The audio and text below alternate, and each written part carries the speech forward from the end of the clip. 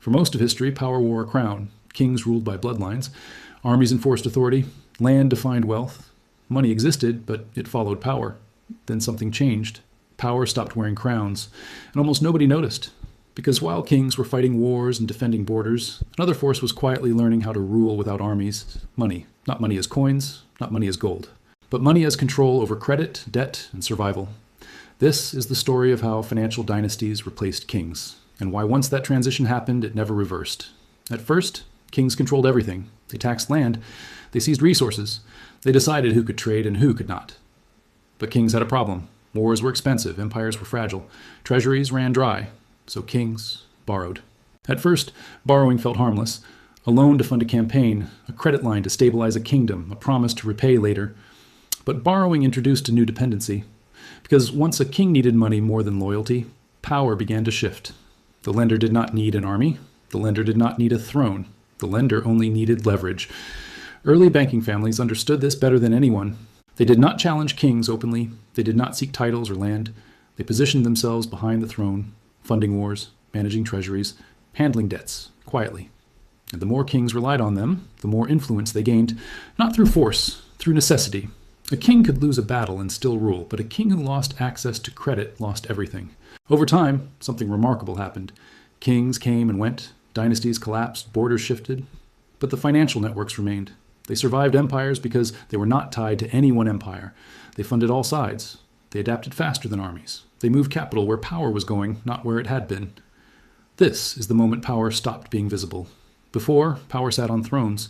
Now, it sat in ledgers. Financial dynasties learned how to do something kings never could. They learned how to profit from instability. Wars created debt. Debt created dependence. Dependence created influence. The more chaotic the world became, the more valuable credit became. And whoever controlled credit controlled outcomes.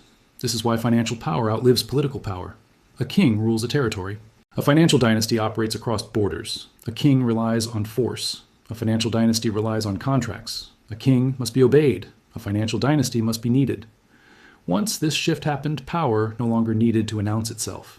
It did not need flags. It did not need speeches. It operated through agreements, interest rates, and obligations. By the time modern nation-states emerged, the transition was already complete. Governments inherited systems they did not design. They issued laws inside structures they did not fully control. They collected taxes, but borrowed to function. They governed people, but depended on financial systems to survive. At this point, the question was no longer who ruled, it was who financed rule itself. This is where financial dynasties became permanent, not because they were immortal, but because the system required them. Every government needed funding, every expansion needed credit, every crisis needed liquidity. And the same institutions always stepped in, not out of charity, out of opportunity. Over time, the language changed. Kings disappeared, democracy arrived, parliaments formed, elections happened. But the underlying dependency did not change. Governments still needed money before they could act, and money still came from centralized financial systems. This is why modern power feels invisible. There is no throne to overthrow, no palace to storm, no single figure to blame. Power exists in systems that are too large, too complex, and too interconnected to confront directly.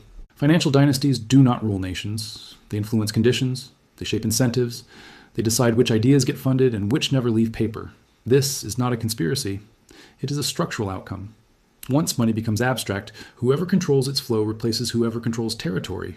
That is the trade humanity made, and it has never been undone. Kings ruled through force. Financial dynasties rule through dependence. Force can be resisted. Dependence is harder to escape. This is why revolutions remove leaders, not systems. This is why new governments inherit old debts. This is why power keeps changing hands while control stays in the same place. The crown vanished. The ledger remained.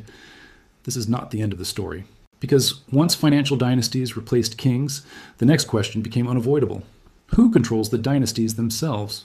And what happens when even governments are no longer the most powerful players? That is where this story continues. Once financial dynasties replaced kings, power did not disappear. It changed form. It became quieter, more technical, more indirect. And because it no longer looked like power, most people stopped questioning it. This is the most important shift in modern history. Because when power becomes invisible, it becomes permanent. After monarchies faded, governments believed they were in control. They wrote laws, they collected taxes, they commanded institutions. But beneath those actions, something else was happening. Governments were no longer sovereign over money. They were users of it, They depended on borrowing to function.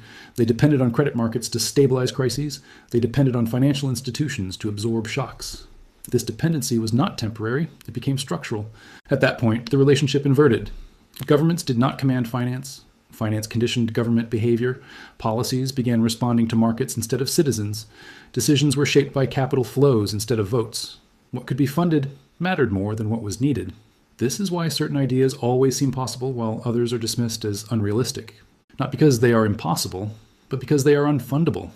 Financial dynasties do not need to rule openly. They only need to decide what survives, who gets credit, who gets liquidity, who gets rescued, and who does not. This is why crises always look similar. When systems are stressed, support flows upward first. Institutions are stabilized, markets are protected, confidence is restored. Then the cost is distributed downward through inflation, debt, and reduced opportunity. This is not favoritism, it is design. Systems protect their core before their edges. And finance is the core of modern systems. Over time, this creates a strange illusion. People believe power is chaotic, that no one is really in control, that events are random, but systems without control collapse immediately. The fact that modern systems persist, despite repeated crises, tells us something important. They are controlled, just not democratically. Control today operates through incentives. Interest rates guide behavior. Debt disciplines decision-making.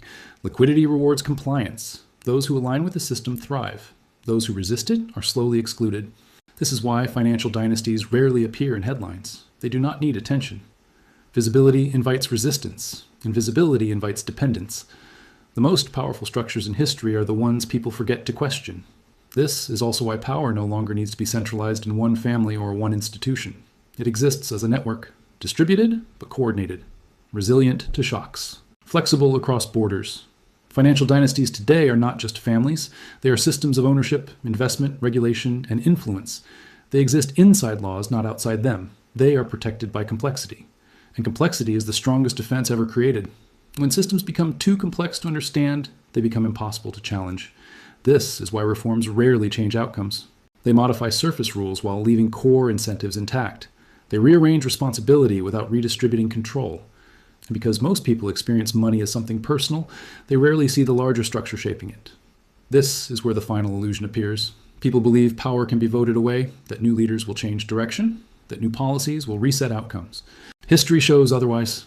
Leaders change, systems persist. Because once financial dynasties replaced kings, power stopped being personal. It became procedural. It lives in frameworks, agreements, and structures that survive individual actors. This is why the most important battles are no longer fought with weapons. They are fought over rules, over access, over definitions, over who decides what is considered stable, risky, necessary, or acceptable. This is why money always centralizes, because centralization makes systems easier to manage, predictable, controllable, efficient, until the cost of that efficiency becomes unbearable. At that point, systems do not collapse suddenly, they adapt again. New structures form, new mechanisms emerge, new centers of control appear, and the cycle continues. Kings ruled land. Financial dynasties ruled credit. The next phase will rule something else, but the pattern will remain the same. Power will concentrate wherever dependence exists. Understanding this does not make you powerful, but it makes you harder to manipulate. It allows you to see outcomes before they are explained away. It allows you to recognize structure beneath chaos. That is the purpose of studying history this way, not to predict dates, not to spread fear, but to understand how power actually moves. If this way of seeing the world makes sense to you, if you want to keep following these stories as systems instead of headlines, then subscribe. Not because something terrible is coming, but because understanding power early has always mattered more than reacting to it late. We continue.